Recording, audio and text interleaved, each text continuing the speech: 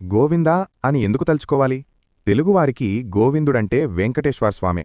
ఆ శ్రీవారి సన్నిధి కోసం ఎదురుచూసే సమయంలో భక్తుల గోవిందనామ స్మరణతోనే ఆలయం ప్రతిధ్వనిస్తూ ఉంటుంది. అంతదాకా ఎందుకు? తిరుపతిలో అడుగుపెడుతూనే 7 కొండలన్నీ ఆ గోవిందనామంతో మారుమోగిపోతున్నట్లు తోస్తుంది. ఇంతకీ గోవింద అనే శబ్దానికి అర్థమేమిటి అంటే, గోకులం నాటి కథ. విష్ణుమూర్తిని గోవిందుడు అని కూడా పిలుచుకుంటారని తెలిసిందే. ఈ పేరు వెనుక ఓ చిన్న కథ కూడా కనిపిస్తుంది. శ్రీకృష్ణుని లీలలలో గోవర్ధనగిరిని ఎత్తడం కూడా ఒకటి కదా. గోకులంలోని ప్రజలంతా ఇంద్రుణ్ణి పూజించుకునేందుకు సిద్ధపడుతుంటే అలాంటి అవసరం ఏదీ లేదంటూ కృష్ణుడు వారిస్తాడు. ఫలితంగా గోకులంలోని ప్రజలు ఇంద్రుని ఆగ్రహానికి గురవుతారు. గోకులం మీద తన కోపాన్ని ప్రదర్శించేందుకు ఇంద్రుడు వారిమీద ఉరుములు పిడుగులతో కూడిన భీకర వర్షాన్ని కురిపిస్తాడు. ఆ ఉపద్రవాన్ని ఎలా ఎదుర్కోవాలో తెలియక ప్రజలంతా తల్లడిల్లుతుంటే వారిని రక్షించేందుకు గోవర్ధనగిరిని తన చిటికన వేలున ఎత్తిపట్టుకుంటాడు ఆ నల్లనయ్య. ఈ ఘటనతో ఇంద్రుని గర్వం అణిగిపోతుంది. తానే స్వయంగా శ్రీకృష్ణుణ్ణి దర్శించుకుని క్షమాపణలు వేడుకునేందుకు గోకులానికి వస్తాడు. అదే సమయంలో కృష్ణుని వద్దకు గోమాత అయిన కామధేనువు కూడా వస్తుంది.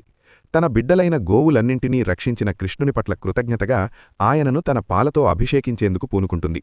ఆ దృశ్యాన్ని చూసి పరవశించిపోయిన ఇంద్రుడు తన వాహనమైన ఐరావతాన్ని కూడా గంగాజలంతో కృష్ణుణ్ణి అభిషేకించవలసిందిగా ఆజ్ఞాపిస్తాడు. అటుపై నేను కేవలం దేవతలకు మాత్రమే ఇంద్రుడని, అధిపతిని, కాని మీరు గోవులన్నింటికీ కూడా అధిపతి, అందుచేత మీరు గోవిందునిగా కూడా పిలవబడతారు అని పేర్కొంటాడు. అలా కృష్ణుడు ఈ భూలోకం మీద ఉన్న జీవులన్నింటికీ కూడా ఇంద్రునిగా పూజింపబడుతూ గోవిందుడు అన్న నామంతో పూజలందుకుంటున్నాడు. చాలా అర్థాలే ఉన్నాయి. గో అంటే గోవులు లేదా జీవులు అన్న అర్థం ఒక్కటే కాదు, అద్భుతమైన అర్థాలు ఎన్నో గోచరిస్తాయి. విష్ణు సహస్రనామంలో మహేశ్వాసో మహీభర్త శ్రీనివాసః సతాం గతిః అనిరుద్ధః సురానందో గోవిందో గోవిదాంపతిః అన్న శ్లోకం కనిపిస్తుంది. ఇందులో గోవింద అనే నామాన్ని వివరిస్తూ పెద్దలు గో అనే శబ్దానికి గోవులు, భూమి, వాక్కు, వేదాలు అనే అర్థాలున్నాయని చెబుతారు. అంటే యోగులు విష్ణుపరమాత్మను ఈ లోకానికి, ఆ లోకం మీద ఉండే జీవులకు ప్రాణాధారంగా భావిస్తున్నారని తెలుస్తోంది.